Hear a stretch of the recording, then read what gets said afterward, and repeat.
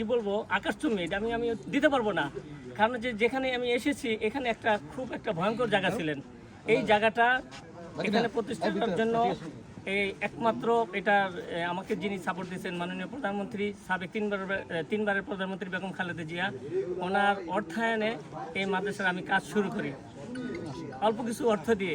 এখান থেকে তারপরে আস্তে আস্তে ধীরে ধীরে এখানে এলাকাবাসী যারা ওই অর্থনৈতিক যারা আছেন, এই যে আমাদের মনির ভাই, সাংবাদিক মনির ভাই, আরও ছোট ছোট চাচাতো ভাই, তারপরে বড় ভাই, আত্মীয় স্বজন সবাই মিলেমিশে এই মাদ্রাসার একটা পর্যায়ে নিয়ে আসছে।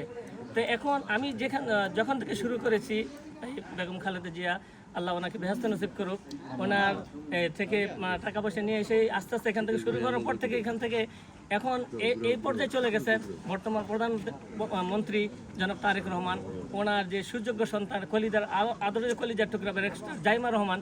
আজকে আমার এখানে আসার উদ্দেশ্য একটাই, উনি আমার মাদ্রাসায় ছাত্রদেরকে ইফতারির একটা আয়োজন করেছেন, যে বাচ্চাদেরকে ইফতারি করার জন্য বলছেন হুজুর, পাশাপাশি আমার জন্য এখানে ওই বাচ্চাদেরকে একটা খাসি কিনে দেবেন, ওরা যেন ইফতারির পরপরই খাসি রান্না করে আর ওনাদের ইচ্ছা মতো হয়তো ভাত খাক বা তেহারি খাক, যেটা তারা যেন খাওয়া দাওয়া করতে পারে। আপনি একটু সহযোগিতা করেন, আপনি তাদের পাশে একটু যান, আমার পক্ষ থেকে তাদের কাছে একটু সালাম পৌঁছে দেন। তা আমার অনুভূতি এটাই যে তারা যে ইসলামের সাথে এবং মসজিদ মাদ্রাসা আলেম ওলামাদের সাথে যে এত একটা সম্পৃক্ত, যেটার বর্ণনা আমি শেষ করতে পারবো না। আমরা ওনাদের জন্য, এই পরিবারের জন্য এবং জিয়া পরিবারের জন্য সবাই খাস করে দোয়া চাই এতিম বাচ্চাদের কাছে, এবং আপনাদের সবার কাছে দোয়া চাই যে তাদের জন্য যেন দোয়া করে আল্লাহ যেন ওনাদেরকে নেক হায়াত দান করেন।